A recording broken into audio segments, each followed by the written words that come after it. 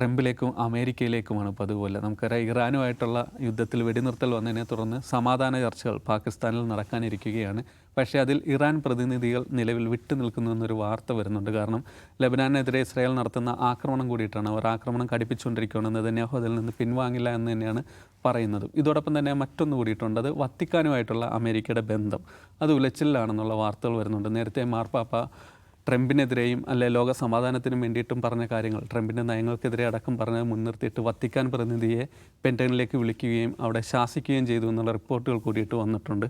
ഇതേ തുടർന്ന് ട്രംപും വത്തിക്കാനും തമ്മിലുള്ള, അല്ല അമേരിക്കയും വത്തിക്കാനും തമ്മിലുള്ള ബന്ധം ഉലച്ചിലാണെന്ന റിപ്പോർട്ടും വരുന്നു. അതോടൊപ്പം തന്നെ മാർപ്പാപ്പ ഇനി അമേരിക്കയിലേക്ക് വരാനുള്ള യാത്രകളടക്കം റദ്ദാക്കിയെന്ന് കൂടിയിട്ട് വിവരങ്ങൾ വരുന്നുണ്ട്. ഇതിലേക്കാണ് ജിമ്മി, നിലവിലെ ഈ സമാധാന ചർച്ചകളുടെ ഏറ്റവും ഒടുവിലൊരു വിവരം എന്താണ്? അതോടൊപ്പം തന്നെ ഈ ട്രംപും വത്തിക്കാനും തമ്മിലുള്ള ഉലച്ചിൽ. ഈ സമാധാന ചർച്ചകളിൽ ഇറാൻ്റെ പ്രതിനിധി സംഘം വരുന്നോ ഇല്ലയോ എന്നതിനെക്കുറിച്ചുള്ള 2-3 കഥകളുണ്ട്. ഒന്ന്, പാകിസ്ഥാനിലെ ഇറാൻ്റെ അംബാസഡർ വരുന്നു, അവർ അതായത് ഇന്ന് വെള്ളിയാഴ്ച ഇന്നെത്തും എന്ന് പറഞ്ഞിട്ടൊരു ട്വീറ്റ് ഇടുന്നു. ആ ട്വീറ്റ് ഡിലീറ്റ് ചെയ്യുന്നു. അതേസമയം അവിടെ അവരുടെ വിദേശകാര്യമന്ത്രി അരാക്ചിയും പാർലമെൻറ്റിൻ്റെ സ്പീക്കറും വരും എന്ന് പറഞ്ഞിട്ട് അവിടെ ഒരു ട്വീറ്റ് ഇടുന്നു ഇറാനിൽ. അപ്പോൾ മൊത്തം ഒരു കൺഫ്യൂസിങ് സ്റ്റേജിലുണ്ട്. അതൊരു സ്ട്രാറ്റജിയാണ്. സ്ട്രാറ്റജി വളരെ ലളിതമാണ്. ഒരു കാരണവശാലും ഞങ്ങൾക്ക് അമേരിക്കയെ വിശ്വസിക്കാൻ പറ്റില്ലെന്നും ഞങ്ങൾക്ക് ഈ സമാധാന ചർച്ചയിൽ താല്പര്യമേ ഇല്ല എന്നും പല തവണ ലോകത്തോട് പറയുകയും അമേരിക്കയെ കളിയാക്കുകയും ചെയ്യുക എന്നുള്ളതാണ് ഇതിനകത്തെ സൈക്കോളജിക്കൽ വാർ. ആ സൈക്കോളജിക്കൽ വാർഫെയർ ഗംഭീരമാണ്. കാരണം അമേരിക്ക പ്രഖ്യാപിച്ചു കഴിഞ്ഞു ഞങ്ങളുടെ വൈസ് പ്രസിഡൻ്റാണ് വരുന്നത്, കാത്തിരിക്കുകയാണ്. സെറീന ഹോട്ടലിൽ എല്ലാവരും എത്തി, ആ ഇറാൻകാർ എത്തിയിട്ടില്ല, കാത്തിരിക്കുകയാണ്. അങ്ങനെ ഇതിനു മുമ്പ് സമാധാന ചർച്ച എന്ന് പറഞ്ഞ് പല പ്രാവശ്യം ജനീവയിലും അവിടെ ഇവിടെയും വിളിച്ചുകൊണ്ട് വന്ന് ഇറാനെ അപമാനിച്ചതിന് അതിഗംഭീരമായി തിരിച്ച് മറുപടി കൊടുത്തുകൊണ്ടിരിക്കുകയാണ് ഇറാൻ. ആരാണ് വരുന്നത്, എപ്പോഴാണ് ചർച്ച, എന്താണ് അജണ്ട, പോലും ഇറാൻ്റെ ഭാഗത്തുനിന്ന് ഉണ്ടായിട്ടില്ല. അത് സ്ട്രാറ്റജിയാണ്. ചർച്ച നടക്കും എന്ന് തന്നെയാണ് ഞാൻ വിചാരിക്കുന്നത്. പക്ഷേ ഇതിനകത്തുള്ളൊരു വിഷയം, ഈ ചർച്ച നടക്കണമെങ്കിൽ ലെബനനിലെ ഹെസ്ബുള്ളയുമായിട്ടുള്ള യുദ്ധം ഇസ്രായേൽ അവസാനിപ്പിക്കാതെ ഇത് നടക്കുക പോലുമില്ല എന്നുള്ളത് പറഞ്ഞു കഴിഞ്ഞു. അതിൻ്റെ ഭാഗമായി ഇപ്പോൾ ഇസ്രായേൽ ഞങ്ങൾ ചർച്ചയ്ക്ക് തയ്യാറാണ് എന്ന് പറഞ്ഞിട്ടുണ്ട്. പക്ഷേ ഈ സമാധാന കരാർ പൊളിക്കാനുള്ള ഏറ്റവും വലിയ താല്പര്യം അത് സ്വാഭാവികമായും അത് ബീബിയുടെ നെതന്യാഹുവിൻ്റെ ബുദ്ധിയിലുള്ളതാണ്. കാരണം അതല്ല അവിടെ വിഷയം. അങ്ങനെ ഇരിക്കെ അത് പരമാവധി, എന്നാൽ അതേസമയം ട്രംപിന് ഫോണെടുത്ത് ടെലവീവിലേക്ക് വിളിച്ച് നിർത്തറ എന്ന് പറയാനുള്ള ധൈര്യവുമില്ല. അങ്ങനെ നട്ടലില്ലാത്ത ഒരു പ്രസിഡൻ്റായി ഡൊണാൾഡ് ട്രംപ് അമേരിക്കയുടെ മുമ്പിൽ എളിഭ്യനായി നിൽക്കുകയാണ്. എന്നിട്ടിപ്പോൾ എൻ്റെ ഒരു കൗണ്ടർ കഥയൊക്കെ ഇറങ്ങിയിട്ടുണ്ട്. പാകിസ്ഥാൻ പൊളിഞ്ഞുപോയി. പാകിസ്ഥാൻ സത്യത്തിൽ അമേരിക്കയ്ക്ക് അയച്ചു കൊടുത്ത സമാധാന കരാറിൽ ഈ ഹെസ്ബുള്ള വിഷയം ഉണ്ടായിരുന്നില്ല. ഇറാന് കൊടുത്ത 10 അംഗ കടലാസിൽ ഇത് ഉണ്ടായിരുന്നു എന്നൊക്കെ പറഞ്ഞ് ഈ കൊച്ചു പിള്ളേർ സ്കൂൾ നാടകത്തിൽ പോലും കളിക്കാത്ത പറയാത്ത ഇതൊക്കെ വെച്ചിട്ട് ഇതിനെ ന്യായീകരിക്കാൻ ശ്രമിക്കുകയാണ്. അങ്ങനെ പറ്റില്ലല്ലോ. ഇത് ഒരു യുദ്ധം അവസാനിപ്പിക്കാനുള്ള, വെടിനിർത്താനുള്ള ബേസിക് ചർച്ചയാണ് നടന്നത്. ആ ചർച്ചയിൽ വളരെ ലളിതമായി ചോദിച്ചാൽ ഗൾഫ് രാജ്യങ്ങൾക്കെതിരെയും ഇസ്രായേലിനെതിരെയും അമേരിക്കൻ സൈന്യത്തിനെതിരെയുമുള്ള യുദ്ധം ഇറാൻ നിർത്തണം എന്ന് അങ്ങോട്ട് ആവശ്യപ്പെട്ടാൽ ഇറാൻ തിരിച്ച് ഇറാനെതിരെ മാത്രമേ ഞങ്ങൾക്കെതിരെയും ഞങ്ങളുടെ കൂടെയുള്ളവർക്കെതിരെയുമുള്ള യുദ്ധം നിർത്തുന്നതിലേ തിരിച്ചു പറയുള്ളൂ. അല്ലാതെ അവിടെ മാത്രം ബാക്കിയുള്ള ഗൾഫ് രാജ്യങ്ങളെ കൂട്ടും, ഇവിടെയാകുമ്പോൾ ഇറാൻ മാത്രം അങ്ങനെ. അപ്പോൾ ഏത് യുക്തി വെച്ച് നോക്കിയാലും അന്ന് സമ്മതിച്ച സമാധാന കരാറിൽ ഇത് ഉണ്ടായിരുന്നു എന്ന് തന്നെയാണ്. ഇതുണ്ടായിരുന്നു. അത് പക്ഷേ ഇറാൻ അംഗീകരിച്ചില്ല. ഇറാനെ മെരുക്കാനുള്ള ധൈര്യം, പരസ്യമായി പറയാനുള്ള ധൈര്യം ഇല്ലാത്ത, നട്ടലില്ലാത്ത പ്രസിഡൻ്റായി ഡൊണാൾഡ് ട്രംപ് മാറി, അമേരിക്ക മാറി എന്നുള്ളതാണ് ഇതിനകത്ത് വിഷയം. അമേരിക്കയിൽ ഇത് സംബന്ധിച്ച വലിയ ഡിബേറ്റുകൾ നടന്നുകൊണ്ടിരിക്കുകയാണ്. എന്തുകൊണ്ട് ഇയാൾ ഇങ്ങനെ, അമേരിക്കയുടെ ചരിത്രത്തിൽ ഇത്രയും മോശമായ ഒരു പ്രസിഡന്റ് ഉണ്ടായിട്ടുണ്ടെന്ന് ചോദ്യം വരികയാണ്. അപ്പോഴാണ് ബാക്ക്ഡോർ ചർച്ചകൾ നടക്കുകയും അവസാനം ഇപ്പോൾ ഇറാൻ ചർച്ചയ്ക്ക് തയ്യാറാണ് എന്ന് പറയുകയും ചെയ്യുന്നത്. ഇത്രയും എത്തി നിൽക്കുന്നു സാഹചര്യം. പക്ഷേ ഹോർമൂസ് സ്ട്രൈറ്റിൻ്റെ കാര്യത്തിലോ, ഹോർമൂസ് സ്ട്രൈറ്റിൽ ഇപ്പോഴും അമേരിക്ക ആവശ്യപ്പെടുന്ന പോലെ കപ്പലുകൾ പോകുന്നില്ല. ചില കപ്പലുകൾ വിട്ടു എന്നുള്ളതാതെ ഈ ഹോർമൂസ് കടലിടുക്കിൻ്റെ നിയന്ത്രണം ഇപ്പോഴും ഇറാൻ്റെ കയ്യിൽ തന്നെയാണ്. ന്യൂയോർക്ക് ടൈംസിൽ വന്ന ഒരു ലേഖനം the 4th super power Iran എന്ന് പറഞ്ഞിട്ടാണ്. അമേരിക്കയും റഷ്യയും ചൈനയുമാണ് ഇതുവരെയുള്ള ലോകത്തിലെ സൂപ്പർ പവേഴ്സ്. അതിൽ 4ാമതൊന്നായി ഇറാൻ മാറുകയാണ്. ഒരൊറ്റ കാരണം കൊണ്ട്, ഹോർമൂസ് കടലിടുക്ക് കാരണം.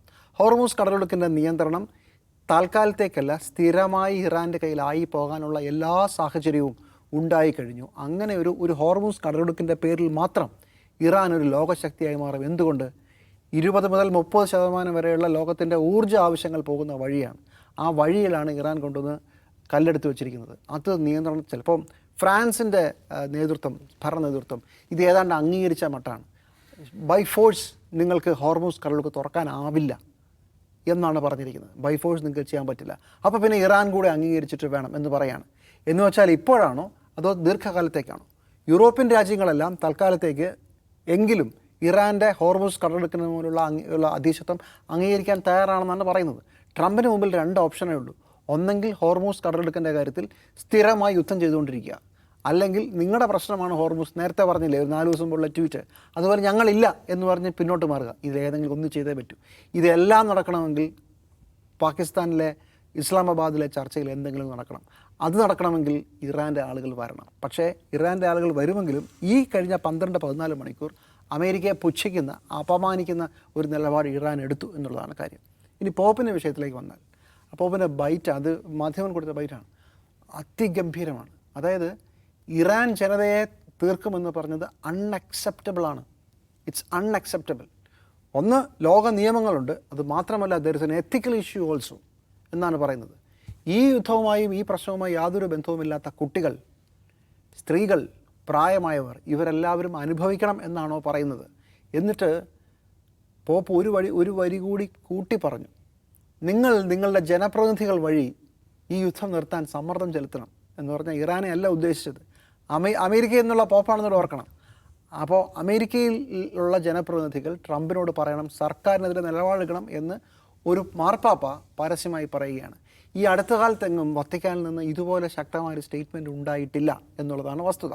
അതുമാത്രമല്ല, വത്തിക്കാൻ പോപ്പ് ജൂലൈ 4-നോ മറ്റോ അമേരിക്കയിൽ നടത്താൻ സന്ദർശനം റദ്ദാക്കിയിട്ടുണ്ട്. ഈ സാഹചര്യത്തിലാണ് പെൻറ്റഗണിലെ വാഷിങ്ടണിലെ ഉദ്യോഗസ്ഥർ വത്തിക്കാൻ്റെ അമേരിക്കയിലെ പ്രതിനിധിയെ വിളിച്ചിട്ട് സംസാരിച്ചത്. ആ സംസാരത്തിനെക്കുറിച്ച് വിവരങ്ങളും പുറത്തു വന്നിട്ടുണ്ട്. അത് വളരെ ഭീഷണിപ്പെടുത്തുന്ന വാചകമാണ്. അതായത് 13-ാം നൂറ്റാണ്ടിൽ ഫ്രാൻസിലെ രാജാവിൻ്റെ ഭീഷണിയെ തുടർന്ന് വത്തിക്കാനിൽ നിന്ന് അവരുടെ അധികാര കേന്ദ്രം മാറി വേറൊരു സ്ഥലത്ത് പോകേണ്ട ഒരു ഗതികേട് കത്തോലിക്ക സഭയ്ക്കും മാർപ്പാപ്പയ്ക്കും ഉണ്ടായിട്ടുണ്ട് 13-ാം നൂറ്റാണ്ടിൽ. ആ അവസ്ഥ ഉണ്ടാകും എന്ന മട്ടിൽ ഓർമ്മിപ്പിച്ചു എന്നാണ് പറയുന്നത്.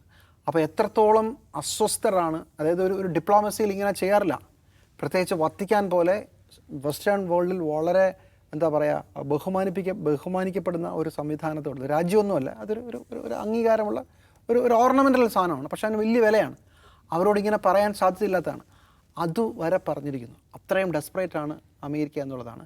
ഇപ്പോൾ അതിൻ്റെ പ്രശ്നം അതിനെതിരെയുള്ള മൊത്തം ഒരു ഫയർ ഫയറിങ് രീതിയിലേക്ക് ഞങ്ങൾ അങ്ങനെ പറഞ്ഞിട്ടില്ല, ഞങ്ങളതിനെ ആലോചിച്ചിട്ട് പോലുമില്ല, മാർപ്പാപ്പ വലിയ കക്ഷിയാണ്, ഞങ്ങൾക്ക് ഒരു ബന്ധവുമില്ല എന്നൊക്കെ പറഞ്ഞ് അത് ഡിഫെൻഡ് ചെയ്യേണ്ട ഒരു അവസ്ഥ കൂടി അമേരിക്കയ്ക്ക് വന്നു. അങ്ങനെ ഡിപ്ലോമസി ഈ ഡീറ്റെയിൽസ് ലീക്ക് ചെയ്തത് വത്തിക്കാനിൽ തന്നെയാണ്.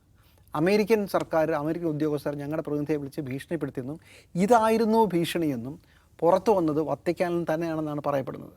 അപ്പോൾ വത്തിക്കാൻ പോലും അമേരിക്കയ്ക്കെതിരെ ഒരു ഡിപ്ലോമാറ്റിക് വാർഫെയർ തുറക്കുകയും അതിലും അമേരിക്ക ഡിഫൻസിലായി പോകുന്ന ഒരു സാഹചര്യത്തിലാണ് നമ്മൾ ഇസ്ലാമാബാദിലെ ചർച്ചയെ നോക്കിക്കാണേണ്ടത്.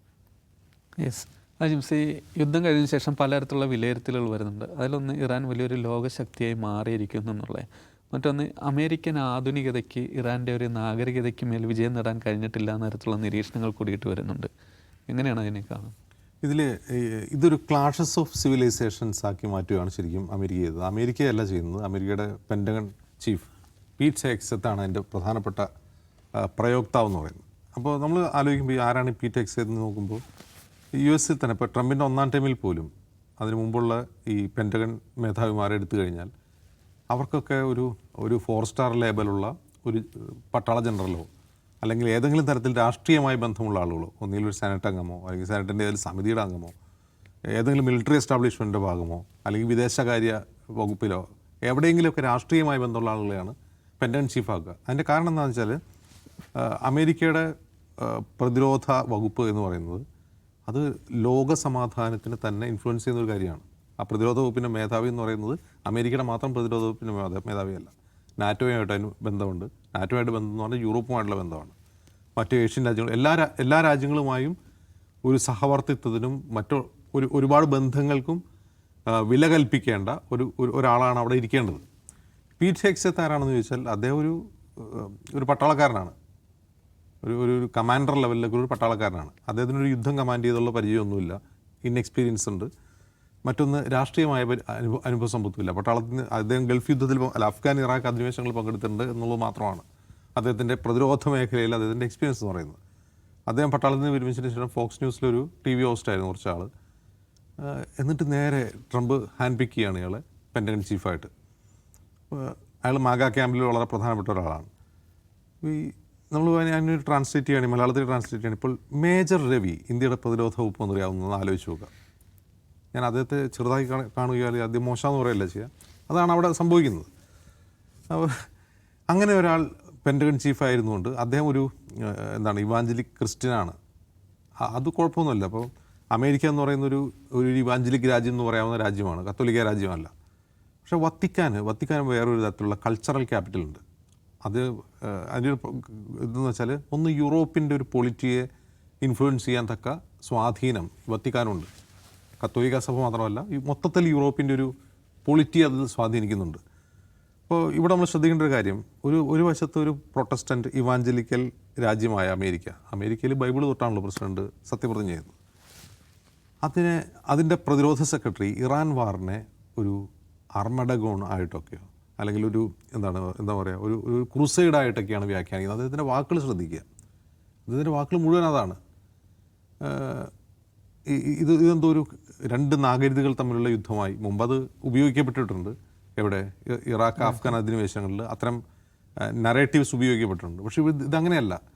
ഇതിനെന്തോ ഒരു ഈസ്റ്റ് ഓർ വെസ്റ്റ് എന്നതിലുപരി രണ്ട് നാഗരികതകൾ, രണ്ട് സംസ്കാരങ്ങൾ തമ്മിലുള്ളൊരു യുദ്ധമാക്കി ഇതിനെ ചിത്രീകരിക്കുക, ഇതിനെ ക്രൂസൈഡായിട്ട് വ്യാഖ്യാനിക്കുക, അത്തരം പദാവലികൾ ഉപയോഗിക്കുക. ഇത് നിരന്തരം പീറ്റക്സ് ചെയ്തുകൊണ്ടിരിക്കുകയാണ്.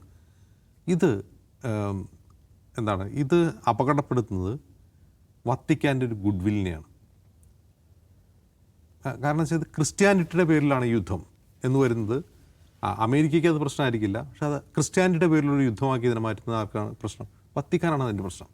അതുകൊണ്ടാണ് പോപ്പ് കുറേ കൂടി ഒരുപക്ഷെ സമീപകാല പോപ്പുമാരിൽ രാഷ്ട്രീയമായി പ്രത്യക്ഷമായ വിമർശനം, പരോക്ഷമായ സോഷ്യൽ ഇഷ്യൂകളിലൊക്കെ ഇങ്ങനെ വിമർശനം ഉയർത്തുമെങ്കിലും പ്രത്യക്ഷ രാഷ്ട്രീയ വിമർശനം ഒരു പോപ്പ് ഉയർത്തുന്ന ആദ്യമായിട്ടായിരിക്കും എന്നാണ് തോന്നുന്നത്. അത് ഈ പറയുന്ന പീറ്റക്സിയത്തിനെയും കൂട്ടരെയും ട്രംപിനെയൊക്കെ വിരളി പിടിപ്പിച്ചിട്ടുണ്ട്. അപ്പോൾ വത്തിക്കാനെ സ്ഥാനാപതി വിളിച്ച് വരട്ടുക എന്നുള്ളതാണ് നടന്നിട്ടുള്ളത്. അതെന്താ സംഭവിക്കുന്നത് വെച്ചാൽ അമേരിക്കയെ സംബന്ധിച്ചൊരു അമിതമായ ആത്മവിശ്വാസമുണ്ട് ഈ കാര്യത്തിൽ. അതിൻ്റെ കാരണം വത്തിക്കാൻ്റെ മതവും യൂറോപ്പിൽ ദുർബലമായിക്കൊണ്ടിരിക്കുകയാണെന്ന് തോന്നലുണ്ട്. കാരണം വെച്ചാൽ ആ മതത്തിൻ്റെ ഒരു സോഷ്യൽ ഇൻഫ്ലുവൻസ് കുറഞ്ഞു വരികയാണ്. അതേസമയം ഇവിടുത്തെ ഇവാഞ്ചലിക് ക്രിസ്ത്യാനിറ്റിയോ അത് ഓരോ സമയം വർദ്ധിത വീര്യത്തോടെ, വലിയ ഫണ്ടോടെ, വലിയ ഇവാഞ്ചലിസ്റ്റുകളായി, അവിടെ ഇവാഞ്ചലിസ്റ്റുകൾ തന്നെ പിന്നീട് രാഷ്ട്രീയക്കാരായി മാറുന്നു. ഈ ഇറാൻ യുദ്ധം തുടങ്ങുന്നതിന് തൊട്ട് മുമ്പ് നമ്മൾ കണ്ട ഒരു കാഴ്ചയാണ്. വൈറ്റ് ഹൗസിലെതിരെ ട്രംപിന് ചുറ്റും കൂടി നിന്നിട്ട് പാസ്റ്റർമാർ തലയിൽ കൈവച്ച് പ്രാർത്ഥിക്കുകയാണ്, പോയി യുദ്ധം ചെയ്യുമെന്ന് പറഞ്ഞുകൊണ്ട്. അപ്പോൾ മറുവശത്ത് ഒട്ടും അഗ്രസീവ് അല്ലാത്തൊരു മതം, അത് കത്തോലിക്ക മതം, ഇവിടെ അഗ്രസീവായിട്ടുള്ളൊരു മതം, ഓരോ ദിവസവും രാഷ്ട്രീയമായ സ്വാധീനമുള്ള, സിയോണിസത്തെ തന്നെ ഫണ്ട് ചെയ്യുന്ന ഈ ക്രിസ്ത്യൻ സിയോണിസ്റ്റുകൾ എന്ന് പറഞ്ഞ ആളുകളാണല്ലോ അമേരിക്കയിൽ ഇസ്രായേലിനെ പിന്തുണയ്ക്കുന്നത്. അപ്പോൾ ഇങ്ങനെ അഗ്രസീവായിട്ടൊരു ക്രിസ്ത്യാനിറ്റിയെ മുന്നോട്ട് വയ്ക്കുന്ന പീറ്റ് ഹെഗ്സെത്തിനെ വിമർശിക്കണമെന്ന് മാർപ്പാപ്പയ്ക്ക് തോന്നുന്നു.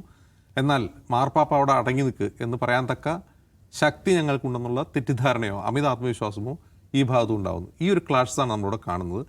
അത് ഔദ്ധത്യമെന്നോ അല്ലെങ്കിൽ ഈ ഔദ്ധത്യം മുമ്പും അമേരിക്ക ചെയ്തിട്ടുണ്ട്. ജോർജ് ബുഷ് അഫ്ഗാൻ ഇൻവേഷന് തൊട്ട് മുമ്പ് പറഞ്ഞെന്താണ്? This is a crusade against terrorism എന്നാണ്. ആ വാക്ക് അവിടെ കോയിൻ ചെയ്യുന്നത് എന്തിനാണ്? അത് എന്ത് ട്രിഗർ ചെയ്യാൻ വേണ്ടിയാണ്? ദൈവം എന്നോട് പറഞ്ഞു, എന്നെ തെരഞ്ഞെടുത്തിരിക്കുന്നു, ദൈവം എന്നെ തെരഞ്ഞെടുത്തിരിക്കുന്നത് യുദ്ധം ചെയ്യാൻ. അപ്പോൾ ഇത്തരം വാക്കുകൾ ഉപയോഗിക്കുന്നത് എന്തിനു വേണ്ടിയാണെന്നുള്ളത് നമ്മൾ മനസ്സിലാക്കണം. അത് തൽക്കാലം വേണ്ട എന്നുള്ളൊരു ശക്തമായ മറുപടിയാണ് പോപ്പിൻ്റെ ഭാഗത്തുണ്ടായിട്ടുള്ളത്.